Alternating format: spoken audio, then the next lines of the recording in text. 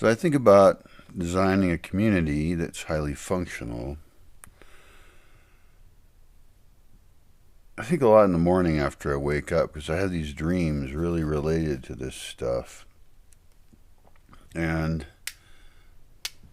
it's not my best time, probably. I'm a little groggy still, and I've lost the dream mostly that I was having. But I was traveling with some people at a festival or something. And anyway, I didn't get a lot of that dream. But I realized that things here, as I imagined designing events and gatherings and things, I really want to focus on physically useful activity.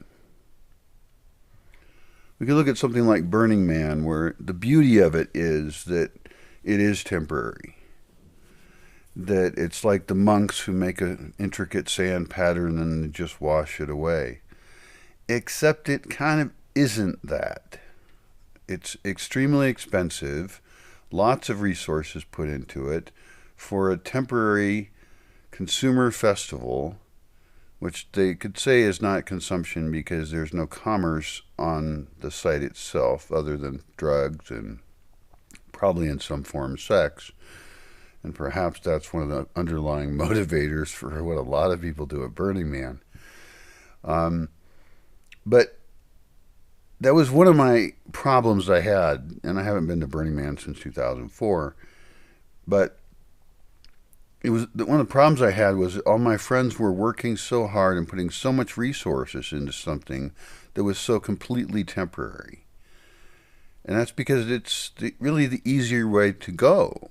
It's harder to work with people to build something that lasts, that will last for generations. They'll have a positive impact on the earth.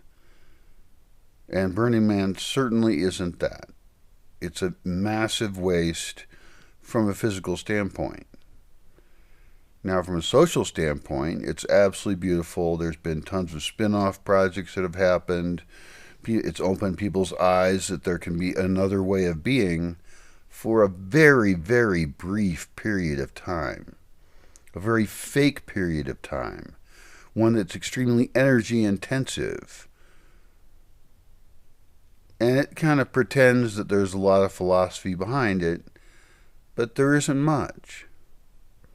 And so my fear would be that if I had a Burning Man-like event here, that there'd be a lot of stuff scheduled that was just purely experiential, that there was nothing deeper. And I guess that's one of the reasons I hesitate to focus on things like workshops or temporary gatherings. They're neat and you meet people, and that's one of the goals of those things. But somebody's got to actually build a new world. And it's tricky because why would someone want to invest in building something that they didn't own? Well, I'll be gone, so someone's going to own this land, and it's going to be an organization of some kind. And we have to use the existing resources of the fossil fuel rich world to dig in and build a world that can survive. Let's just go with the comet example. Asteroid, comet, whatever, I don't know the difference. Some rock comes out of space and hits the Earth. That's going to happen. Okay, it's not maybe it'll happen. There's tracks. They're tracking rocks right now that might be good options. Some of them are not as big as the extinction event ones that we've seen before. But they're going to fuck some shit up. We've had volcanoes go off that give us, years of winter, and people barely survive. And so I imagine like digging buildings into ravines that are super protected, that for now are too cold. They're not very convenient, and we can build them better than they're built now, or than they would be now. But we can use our resources to dig in and create infrastructure that will survive very difficult times that will be occurring. And there's a whole bunch of issues surrounding that. The hardest one is the people. And I can talk on and on in different videos about different aspects of all this. And people are always going to probably be able to find a video that's going to turn them off. It's something that doesn't make sense to them because they don't have the experience that I've had. And we can explore ideas where I don't know. I don't claim to know everything. But I do know there's a whole bunch of kinds of people I don't want to be involved with. And I don't know the percentage of people that I have deal breakers with, but it's a lot. Your spirituality probably disqualifies you. And I don't want to offend people by saying things are bad, but I've seen it used too much, too often, too badly.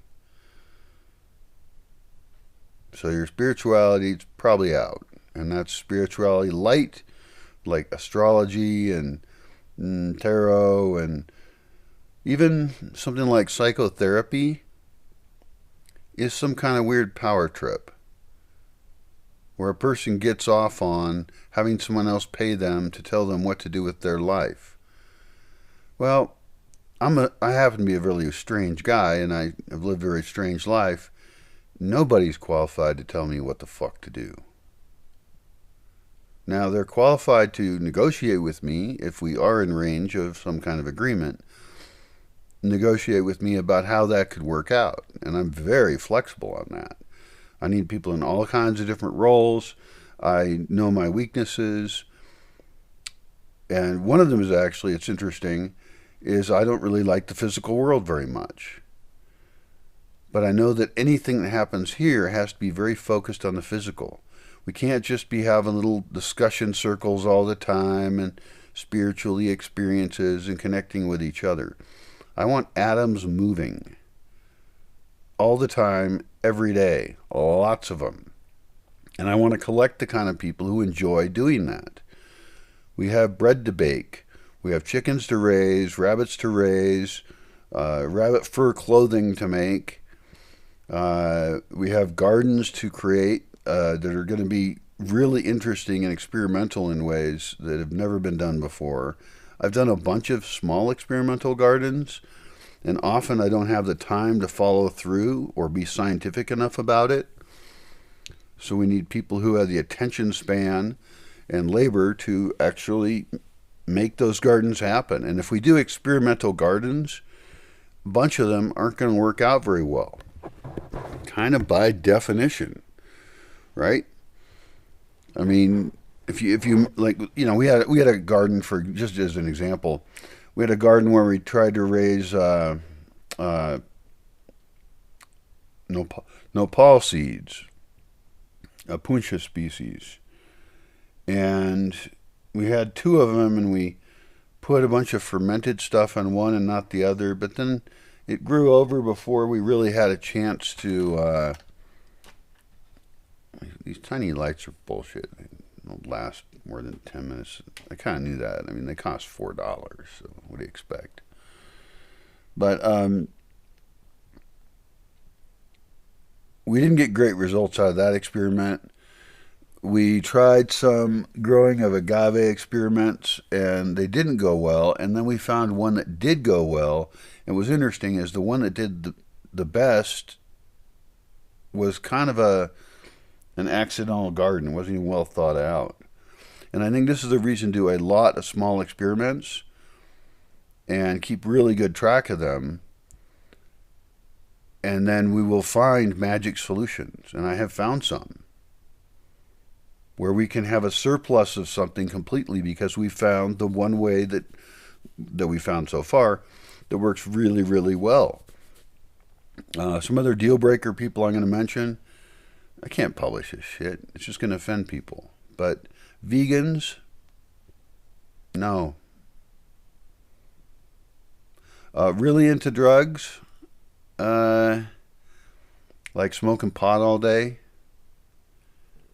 probably not. I mean, there could be an offshoot community somewhere that takes those kind of risks, but they would have to be an offshoot community. They can't threaten the other communities. And doing anything illegal is a really bad idea. So, I mean, I've thought about various ways in which various laws are stupid and we should just ignore them. But the risk is too immensely high to the larger organization. So anybody doing anything illegal, first of all, it shouldn't hurt anyone else. It shouldn't actually be bad. But many laws are actually bad. But those folks are going to have to be off to the side, not being a threat to the larger organism. And I don't know how to work that out, but it's just not worth it. There's a whole bunch of types of illegality that are actually bad and do hurt people. I don't want anything to do with those either. And I even think about, the role of like alcohol. You've seen me drink alcohol in videos, right? Well, in the current way I use alcohol, I don't use it well. It's a waste of alcohol. I mean, I don't have any at the moment. If I had it, I'd drink it. But it's not very positive, and I think as an excuse I could say, well, I live in an extremely alone situation, and I have used alcohol correctly in my life before at moderate levels, but if I have it around now, I'm bored, I'm lonely, I'm burned out, I'm misanthropic, I don't trust anyone. I get continual messages of people who want to live here for free. Fucking hate them. I mean, that might be too strong a word. I guess it doesn't hurt to ask. But they just go around the world asking, who will give me something for free? Who will give me something for free? And a bunch of them are really entitled and think they deserve it. The last guy came through a friend.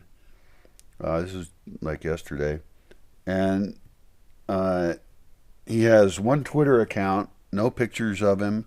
Supposedly he has these big, huge, cool plans of which there are no links to. But he's given himself over to this big, cool project that he doesn't mention what it is exactly. And he's now desperate and needs a place to live. And of course, he therefore needs someone to pay for him. And I'm living on nothing. And that's a problem I've had, I suppose. I've been too giving in a lot of ways, and I've just been a dumbass. So, anyway, that's too rambly to publish.